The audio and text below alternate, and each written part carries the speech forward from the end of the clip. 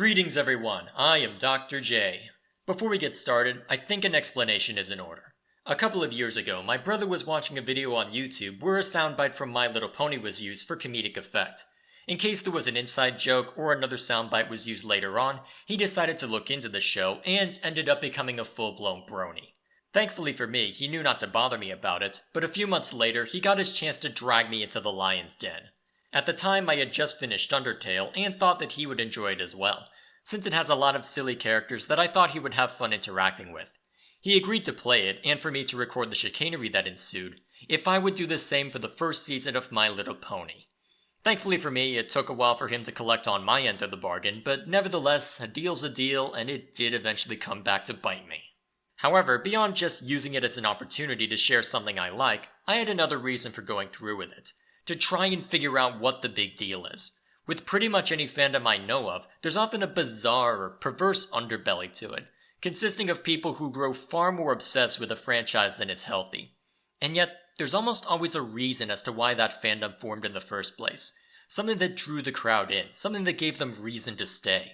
Undertale in many ways represents that fact, as despite being one of the most interesting and fun games I've played in a long time, the fanbase that formed around it ended up growing incredibly hostile to anyone approaching their sacred cow to where, for a lot of people, they can't divorce the game from the fandom. Because of that, I couldn't help but wonder what exactly had drawn the brony crowd towards the show. I had difficulty believing they were entirely made up of adult men with childish taste, and wanted to know if there was something more to the show beyond the bizarre reputation it's garnered. Still, to ensure that I would get some entertainment value if it ended up being obnoxious, I made an ongoing deal with my brother that for every season I watched, he would play a game of my choosing. And given that I've caught up in every season and he's only played 2 games, well, quite frankly... That was vile! You owe me big! So that's the reason for this video. A means of trying to understand and explain what the big deal is about My Little Pony. At this point, I have watched every season, barring some of the newer episodes, every Equestria Girls film, and the theatrical release, with the intention of trying to ascertain exactly what the brony community latched onto, and what has held their attention since then.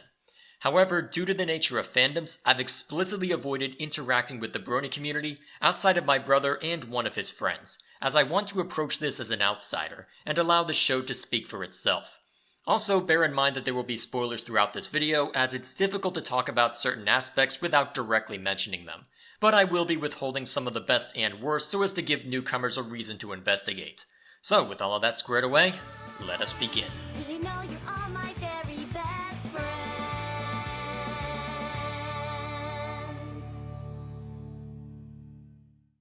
Right off the bat, the show sets the tone and establishes the world through a bit of narration from the de facto protagonist, Twilight Sparkle.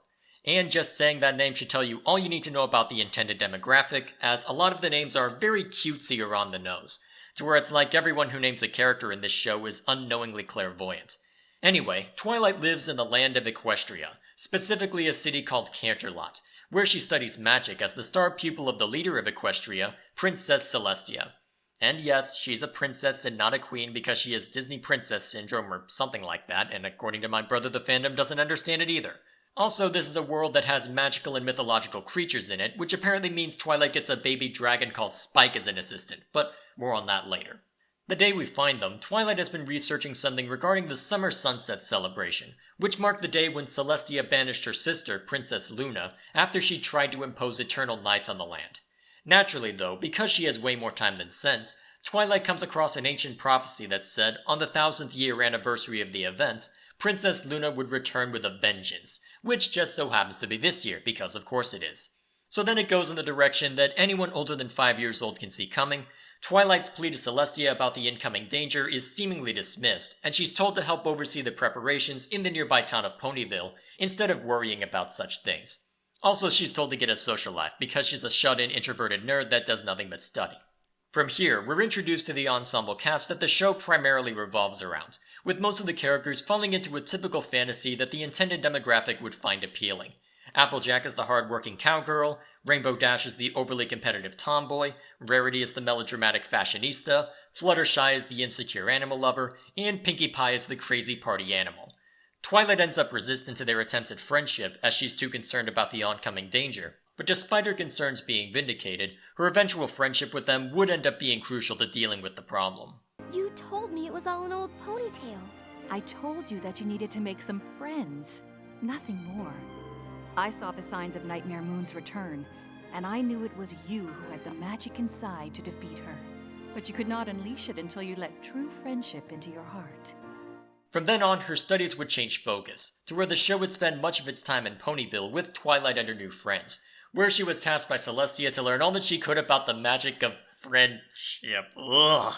I don't care how many times I hear that phrase, I will never not despise it. So yeah, in case it isn't obvious, this has generic children's cartoon written all over it, which is the show's greatest strength and weakness. As its strength, it is completely unapologetic about what it is and embraces it wholeheartedly, which to my surprise actually kinda works. Something I've mentioned in other videos is the fact that being generic isn't necessarily a problem so long as what you're doing is well executed. The reason why something becomes generic is often because, for one reason or another, it's seen as compelling in some way. And if you can play to that element's strength, then you're generally in good shape to use it. And for reasons I'll get into later, the show does play to those strengths. The animation is clearly using Flash to cut down on costs, but they're still able to do a lot within those constraints, and it does look fairly solid. If I were to nitpick, they probably should have varied up the character models a little more, as the main way you tell ponies apart are by their mane and hair color rather than body shape, but since I can still distinguish one character from another, it is a nitpick. The characters themselves are fairly stereotypical, but due to a great deal of self-awareness, they're able to do a surprising amount with them. Add on some solid voice acting and you've got a show that might be generic but can certainly be entertaining. However, I also said it's the show's greatest weakness, as there are two problems that arise from it being generic. The first of these is something that I see in a lot of children's media, which I call the idiot child syndrome, where everything is needlessly explained and way more on the nose than it needs to be out of fear that kids might not get it. Before I get to the parts that annoy me though, let's talk about the one place where it actually does work, specifically the direct metaphors. The best example of these is something called a cutie mark. The name makes me want to throw someone off a bridge, but they act as a physical reminder of a pony's special talent, and is something that's discovered rather than born with. In that regard, it acts as a metaphor for self-discovery, of learning who you are as you grow up, and is seen as a big deal by pretty much everyone. It's on the nose, but it is an effective metaphor, and it gives them a direction for some of the younger characters to move towards as the show continues. What doesn't work is when the characters don't know when to shut up. All of them fall into this trap a little bit, where the message has to be spelled out in bold font at the end, but Twilight especially has a really nasty habit of telling rather than showing, to where at some points I'm sitting there going, "We get the message, Twilight, we know what's going on, now get on with it." Beyond that, the show is also highly predictable. I can't say for certain how accurate I was, as I've already gone through the show one too many times for my liking, but I would guess that I was usually able to get close to or outright predict what would happen through most of the show, be it for comedic timing. But Rainbow Dash, I'm in the middle of something. But I said not now. Crash. It's generic children's cartoon. It's becoming too easy to predict. Built up reveals. Hey G, look, presents. Oh no, here we go. Yep. Spitting snakes. Some pony pulled their prank on me last month. Ha ha. I bet I know who that was. You do? No, it was Rainbow Dash. I was the one who set up all those weak pranks at this party.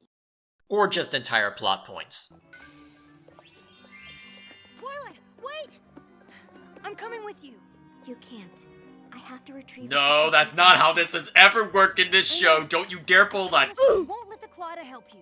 You have to be the one to bring the crystal heart to the fair. Me? But Twilight, go! Let go!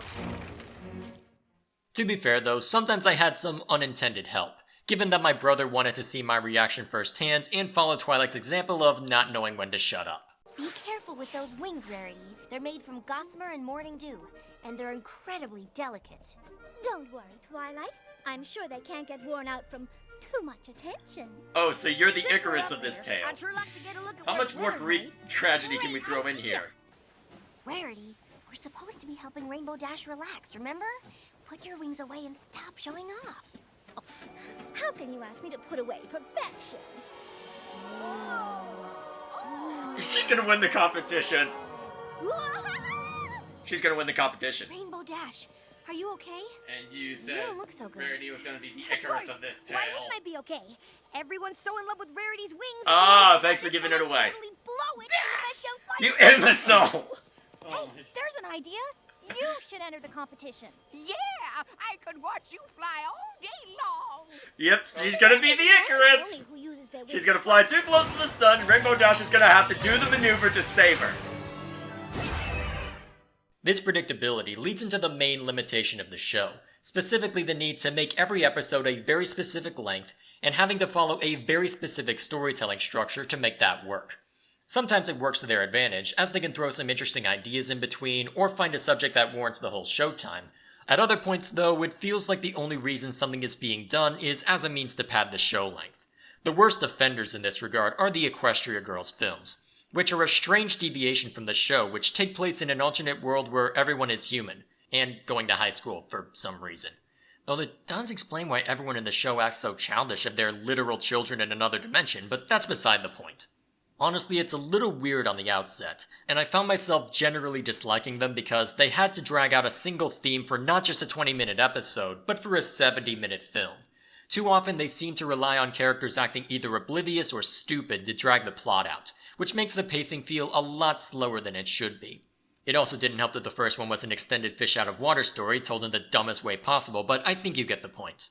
Despite the issues with the show, there were two things that helped make it easier to get through.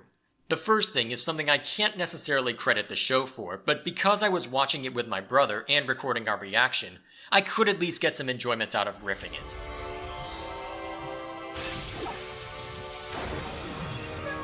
Really? Defeated by the power of Rainbow. Yeah, taste the rainbow. Really? Someone was gonna make that joke eventually. Oh, and now we're going full Avatar. Great. Also, it gave me an opportunity to mess with my brother as well, so there is that. Rainbow, you're not trying to get extra consideration for the extra ticket by doing the extra special favors, are you? You already know the answer. No, of course not. Uh-huh. Seriously, I'd do it for any pony. Still, No, you if wouldn't. you had the power to control weather, would you do something like that for a friend? No, I'd make it rain only on you. I am not. Come on! You know I would, let's be honest. Besides that, even though I could predict things a little too easily, I could at least make a game of it, of trying to see how often I could call whatever was going to happen. It became easier as time went on, as you learn to recognize the hints put in there by the producers and learn what the show generally abides by, but it gave me something to think about beyond how generic or ridiculous the show was, so I'll take what I can get. The other thing that made it more bearable is the show's sense of humor, which, to be honest, was a lot funnier than I expected. It's hard to nail the humor down to any one category, as it runs the gamut between all sorts of different stuff. A fair amount of it is character-driven humor, with everyone's self-awareness acting as a nice bit of levity. With every pony staring at you, judging you, jealously noting how they could be way better than you. Why wasn't it them? Why wasn't it them? And then, when you choke, they'll turn on you, becoming a seething, angry mob, and you'll be horribly humiliated, never able to show your face in Ponyville again! Pinkie Pie! Don't be ridiculous! Aw, but I'm so good at it! In other places, it devolves into lol so random or circumstantial humor, but it does so in a way that can sometimes get a chuckle out of me.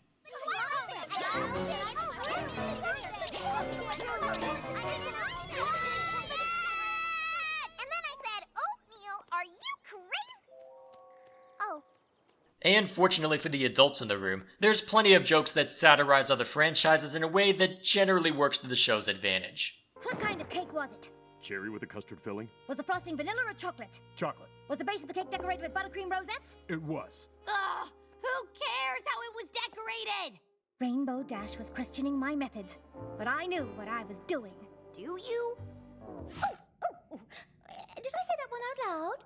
However, while it did help to make the show more bearable, it didn't always work for me due to its tendency to cross over from ridiculous to cringeworthy.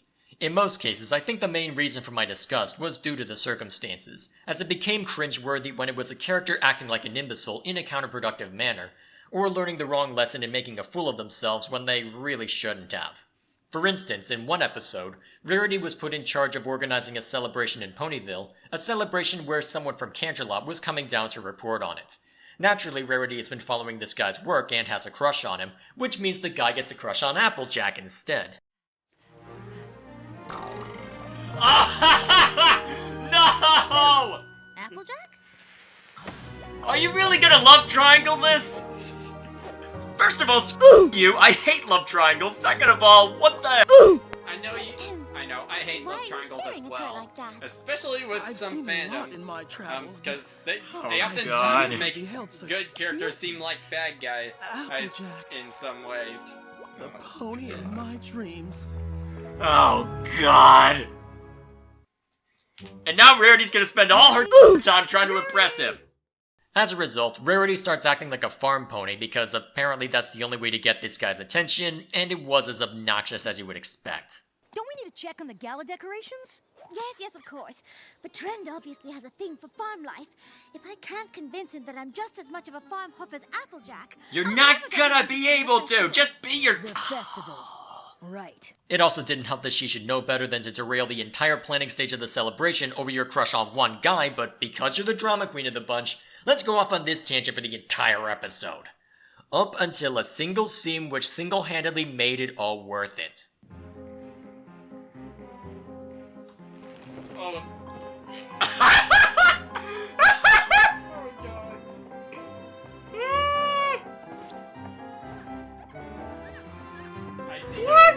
I think she's trying to give Rarity a taste of medicine. Is this some kind of joke? Yes. Rarity. At first glance, you might be surprised to hear me laugh at this, as it's basically Applejack throwing Rarity's bit in her face, but there were two things that made it work for me. To start with, I had predicted that Applejack would try something to make Rarity snap out of it, but I didn't expect her to take it to such an extreme, and the fact that she did so was so ridiculous, I just couldn't help it. More importantly, there was the intent behind it. Rarity was doing it to impress a guy who wasn't going to fall for her anyway, a fact she should have picked up on being the more socially aware of the bunch. Applejack, on the other hand, was doing it to prove a point about how ridiculous Rarity was being by going to the same extreme. And when it comes to the show's sense of humor, you need look no further than Discord, who is by far my favorite character from the show. He comes from a land of pure chaos, is a mishmash of all sorts of random creatures as a result, and can pretty much do anything that he wants, whenever he wants, for any reason or given Discord absolutely no reason whatsoever. Now, to explain why I like him, we have to start with the voice, as right off the bat, my defenses were brought down due to who's at the helm. Initially, Discord was planned as something similar to Q from Star Trek The Next Generation, and as such, the producers started by looking for someone who could do a good John Delancey impression. And then they found out that they could actually get John Delancey. You should see the looks on your faces. Priceless. I'll admit that my reference point for John Delancey is a little bit different, as I've yet to watch Star Trek The Next Generation, which meant my first impression of him was within StarCraft II Legacy of the Void. In that, he plays as the most deservedly self-righteous and vicious jerk in the galaxy. And the idea of that voice being put in a children's cartoon was enough for me to drop the cynical shield and love every second of it. You think us fools? Yes, but that is irrelevant. Beyond that, as like every other character, he is completely unapologetic about who he is. Sure, he does have that more considerate side, as this is a children's cartoon, but it's one that he seldom shows, as he prefers to be a general nuisance in whatever he does, and that's only after he's not a straight-up villain. However, given the constraints of the world, he can't be outright antagonistic, which means you get to have fun watching him spin a positive out of whatever chicanery he engages in, especially since he does it in the most obnoxious, roundabout, and hilarious way possible. After all, I didn't interrupt your special day with one of your oldest friends who you almost never see by pretending to be sick to where you had to go to the ends of Equestria for a cure that you didn't need. I did it to ensure that you're actually my friend because you never write or say hello, so how was I supposed to know if we really were still friends? I didn't have a raucous time with your friends over the weekend while you were too busy to join us to make you feel left out. I did it to ensure that you appreciated the time that you do have with them.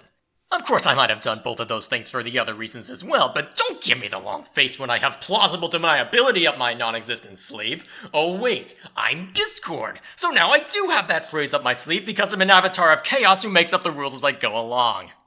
What's even better about all of this is that there is one character with whom he's genuinely friends with, specifically Fluttershy. It's such a bizarre pairing on the outset, but it's really amusing to watch because it's the one time where Discord actually acts genuine. To a degree where when you get in between them, the results go from amusing to one of the most menacing scenes in the entire show. They took Fluttershy? Yes. Where? It's so perfect! Outside of that, there are plenty of other things worth discussing, so let's start going down the line. To start with, the tone of the show is, as you would expect, consistently upbeat, but to some extent, it's almost too upbeat. Within a given episode, you know that everything is going to work out, that everyone will accept the outcome and move on, with very few lasting negative consequences. For instance, in a season finale, they introduce changelings by having them interrupt an important ceremony. Within the context of the show, they survive by leeching love from their victims, hence their interest in Equestria and that ceremony in particular. In an episode following much later, the changelings appear to return as one of them was spotted along the outskirts of a city in the north. However, this lonely changeling called Thorax isn't with the rest of his hive, but instead left due to feeling disillusioned with his kin's aggressive and predatory nature. For the most part, it was a solid episode, as the central conflict was a good one. At the time, Spike's actions in the city had garnered him celebrity status. But in this episode, he was the one who found Thorax and had to find a way to help him without compromising that reputation. In the end, though, he did have to put that reputation on the line to break through to the city's residents, if not for them to outright accept Thorax, but to at least give him a chance. The only problem is that there wasn't as much skepticism after that crucial moment. I could understand some of the city and the leaders especially taking Spike at his word, especially since said leaders know him personally, but literally everyone accepting Thorax with reckless abandon? That, to me, undercut the message a little bit, because there isn't necessarily the sense that Thorax earned it. I think the motivation was to have a happier ending, but I think they still could have ended on at least a hopeful note by saying something to the effect of, I've got a long way to go before I'll fit in, but I'll do my best to make it work and to put anyone's doubts aside. It might not have been as overwhelmingly positive, but I think it would have left more of an impact than what they demonstrated, especially if Spike did have to genuinely sacrifice some of his reputation. To be fair, however, this criticism isn't completely level across the board, as this isn't the first or the last time they start redemption arcs for characters that do have a lot more to overcome. In the second Equestria Girls film, the bad guy of the previous film had been knocked off her high horse and forced to start over from a social standpoint. As a result, she was a lot more hesitant about speaking up when she noticed bad things happening, to where things eventually grew a lot more difficult for them by the climax. In some respect, it feeds into my complaint of everyone acting like imbeciles to ensure the narrative structure remains intact, but in that regard, I can accept it because the underlying reason was more believable and the eventual turnaround felt more earned as a result. In another case, Twilight had happened across a journal they had been keeping in one season but forgotten about later on, where they had written down what they had learned throughout their adventures. After thinking about it, they decided to publish it for others to learn from, and it ended up being a bestseller due to reasons they didn't anticipate.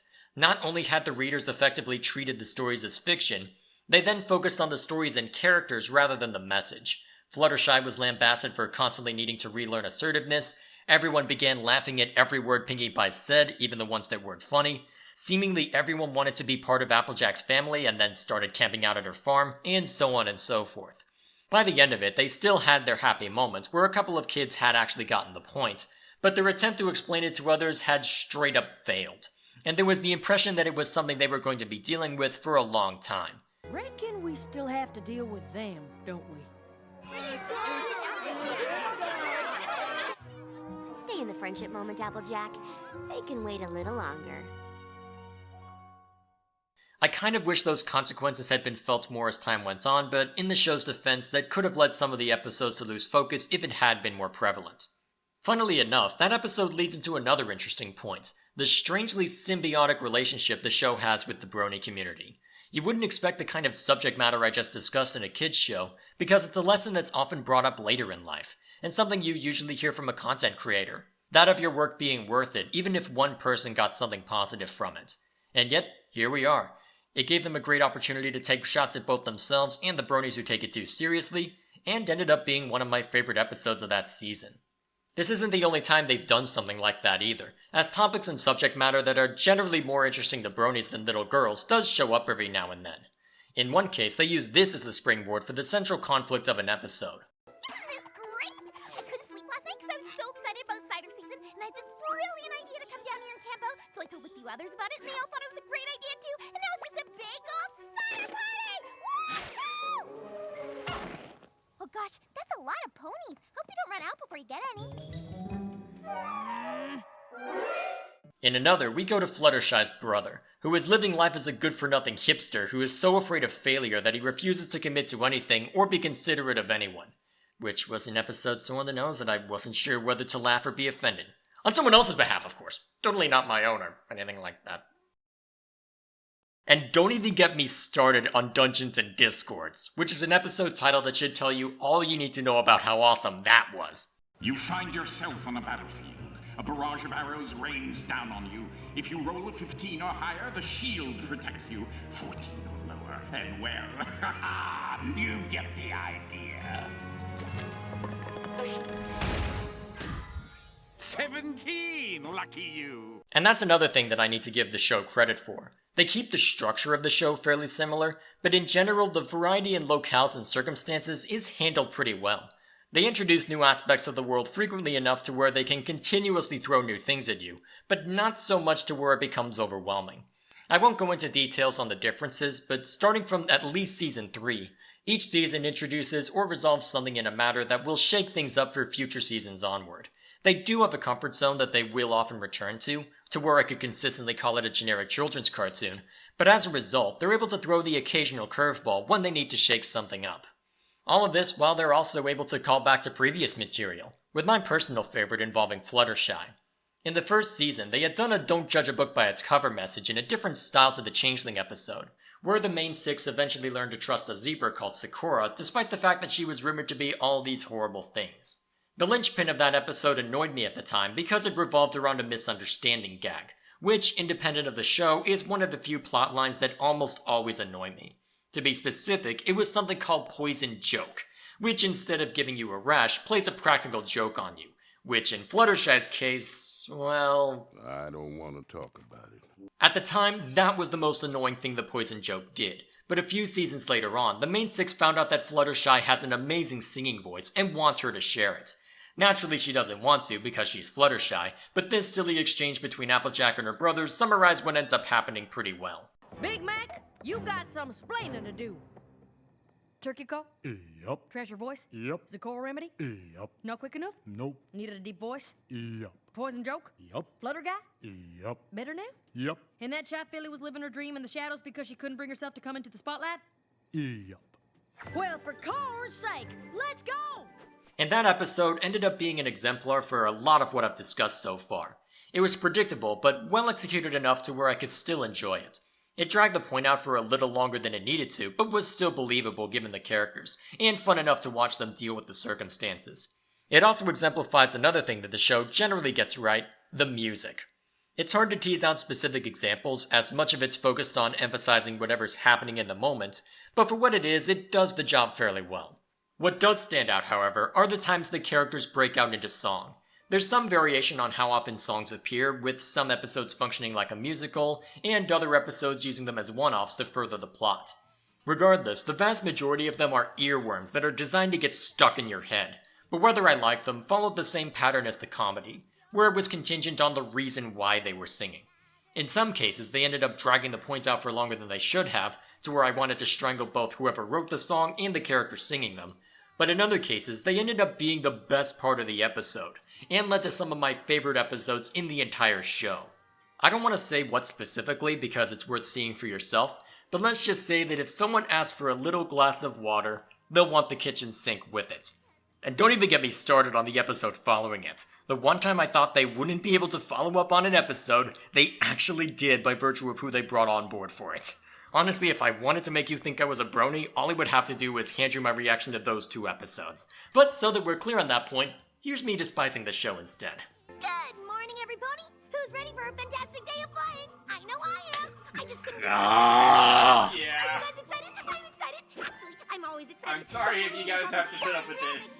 You're the only one who cringed. Did you just turn into Pinky? One or both don't get excited, Crash. You gotta keep a level head to fly the way we do. Well, of course I know that, but the No! truth of the matter Ah, is, God, no! excited. No, and no!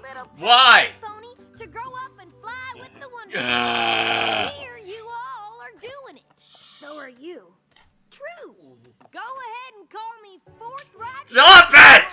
But she yucks. Stop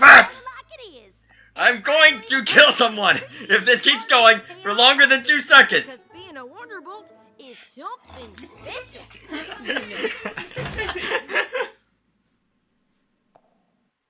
With all of that said, there is a lot that I can say to both skewer the show and praise it, as it was very hit or miss with me and probably isn't really the kind of thing that I would enjoy all the time. For every Dungeons and Discords, there were usually a couple of episodes that either didn't really appeal or were flat out obnoxious in one way or another. Kinda like the one I just played, actually. Ugh. Despite that, I have a great deal of respect for the show for the reasons discussed earlier, and for one other reason. Before I wrap this video up and speculate on why the brony community formed, I will say that for the intended demographic, it's a really good show. Not only is it something that's silly enough to keep their attention, the underlying messages are really well thought out. Sure, you have the generic ones like it's all fun and games until someone gets hurt, everyone has their own way of learning, don't be afraid of failure, and so on and so forth. But some of them caught me by surprise for how mature they were. And where this is best exemplified is with the premiere and finale for Season 5. Those of you who are bronies will know what I'm talking about immediately, but for the rest of you, I'm gonna make an exception and put a spoiler option. If you haven't watched the show but have even the slightest interest in it, this is one of the few things that I will say is worth seeing for yourself. With that warning given, let us begin. After defeating a bad guy in the previous season, the resulting fallout created a castle which Twilight could operate from. Within the main chamber lay a map which seemingly has a life of its own, and to demonstrate its mystical powers of plot convenience, sends them to the middle of nowhere for reasons that are left unexplained. As it turns out, the reason they were sent there neatly ties into how I first heard about this, as long before my brother became a brony, a video I was watching included the following clip. Welcome! Welcome. Welcome! You're gonna see a lot of new and exciting characters this season, and first and foremost is Starlight Glimmer. I'm so pleased to have you here. Our ponies are gonna go into a town that she is running. I know Smiles, and those smiles, they're just not right. Forget the smiles. Look at the cutie marks. She has a very different world philosophy about friendship and what friendship means. In particular, what a cutie mark means. She doesn't necessarily believe that it's as positive a thing. And Starlight Glimmer really thinks that when you're different from other people, if other people are better than you at something, it ruins a friendship. Only way to be happy is if we're all equal. She's created this utopian society in her mind that is all about everyone being equal. On the surface, everyone seems to be happy and smiling. We're gonna explore what her plans are for Equestria, how they may not be so good for everyone. They'll finally understand what we're trying to accomplish. Ironically, this was the first that I had ever seen this show in motion, and caught me completely by surprise. I think by this point I had already heard about bronies and knew about the show's existence, but I had largely written it off and chosen to ignore it before then. Even after that point I didn't look any deeper, but with circumstances as they are, eventually we did reach those episodes. And honestly, I was pleasantly surprised by what I saw, as it ended up being a succinct and thorough takedown of everything wrong with the quality of outcome. To start with, we've seen a number of people in recent years that hold very similar views, namely that in order to be equal, we have to not merely give everyone an opportunity to make something of themselves, but also need to ensure that everyone gets the same or similar outcome. On the surface, it's not necessarily a bad idea, as our differences can be a source of division if we allow them to be, but as the show demonstrated, those differences don't have to tear us apart. The core 6 characters have very different personalities, aspirations, preferences, and pretty much anything else you can think of. And yet, it's because of those differences that their friendship is as strong as it is, as while it can be a source of conflict, it also means they're able to rely on each other's strengths, and help each other out when they struggle, a fact which you see reflected through the entire show, and is something that doesn't go unnoticed by the villagers. Forgive me for overhearing, but just a moment ago you were disagreeing, and now it sounds like you're agreeing.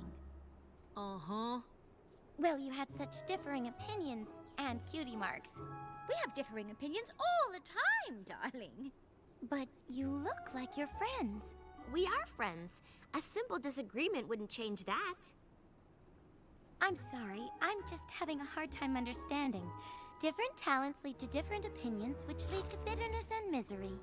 So, why aren't you bitter and...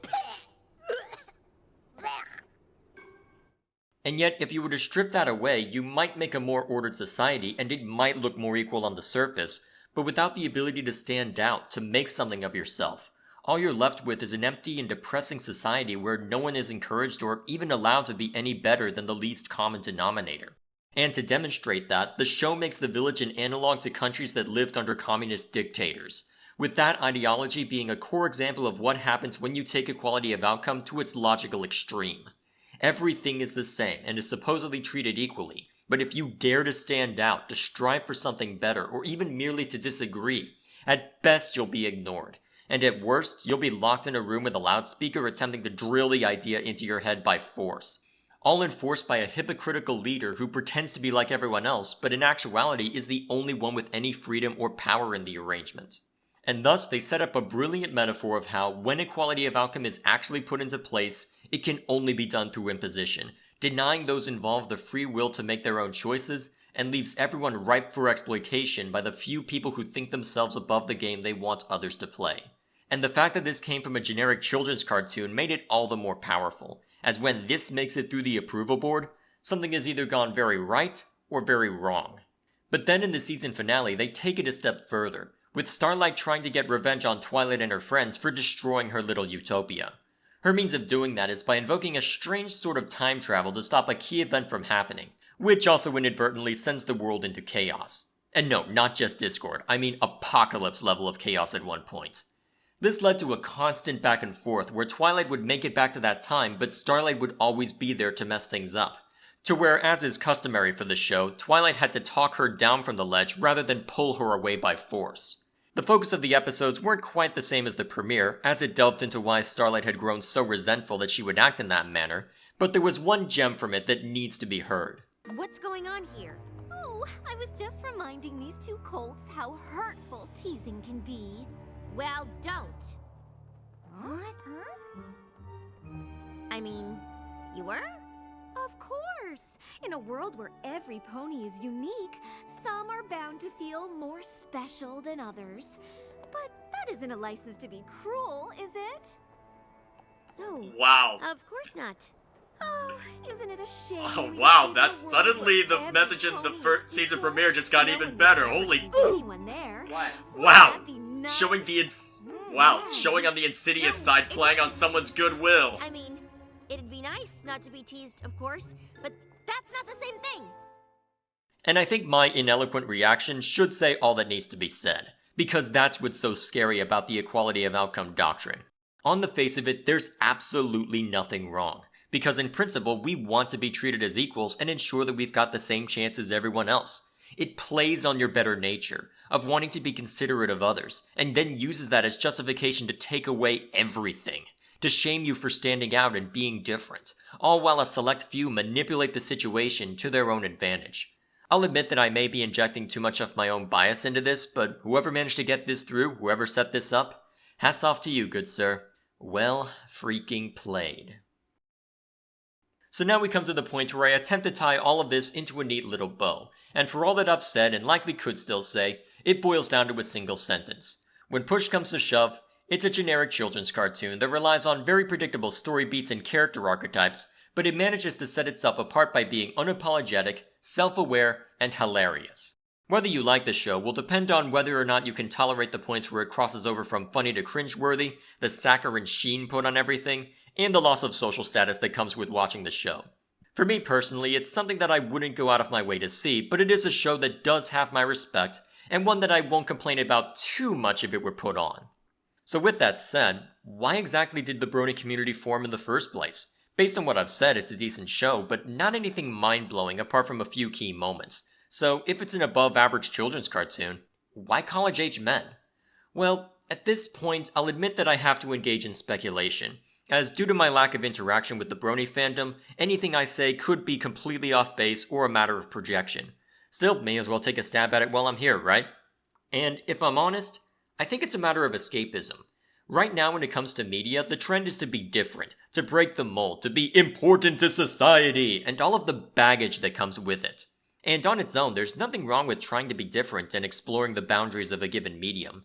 There's also nothing wrong with having a solid message acting as an undercurrent or driving the story forward, as my final point was spent praising the show for doing a good job at that very thing.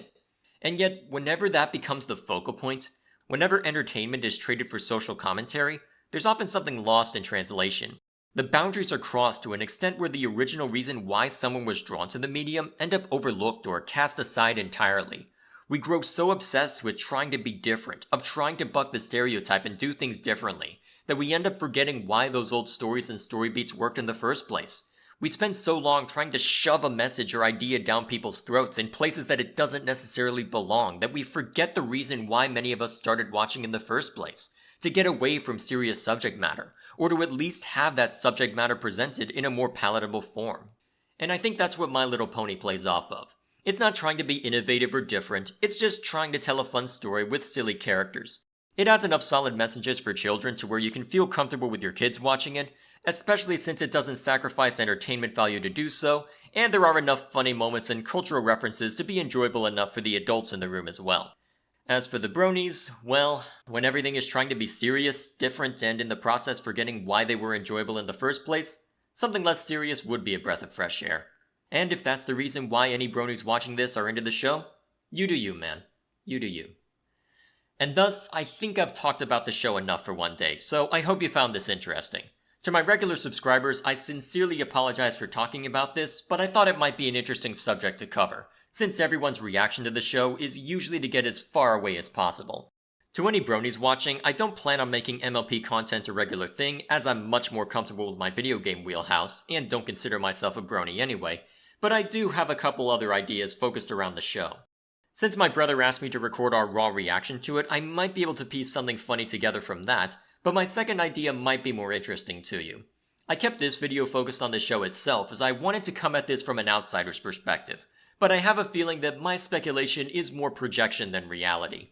As such, I would like to hear from you if you're interested in talking about what drew you to the show, why you like it, what you dislike, and so on and so forth. I've left a small survey in the description of this video if you need a jumping off point, but feel free to respond however you wish, and let me know of those responses in the comments below.